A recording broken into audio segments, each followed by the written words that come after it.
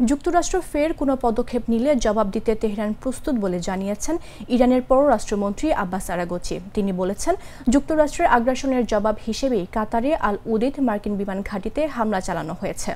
ইরানের পররাষ্ট্র মন্ত্রণালয়ের টেলিগ্রাম অ্যাকাউন্টে প্রকাশিত এক বিবৃতিতে এসব কথা বলেন আরাগচি। বিবৃতিতে তিনি বলেন, আমাদের ভূখণ্ড ও সার্বভৌমত্ব যুক্তরাষ্ট্রের হামলার প্রতিক্রিয়ার মার্কিন বিমান ঘাঁটিগুলোতে পাল্টা হামলা চালানো হয়েছে। ওয়াশিংটন আবারও কোনো পদক্ষেপ নিলে তেহরান জবাব দিতে প্রস্তুত রয়েছে।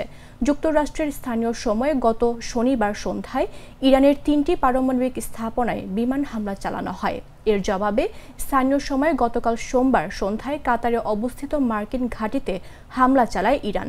এর আগে সোমবার বিকেলে কাতারের রাজধানী দোহার উপকণ্ঠে অবস্থিত যুক্তরাষ্ট্রের আল উদেদ বিমান ঘাঁটিতে ভয়াবহ ক্ষেপণাস্ত্র হামলা চালিয়েছে ইরান।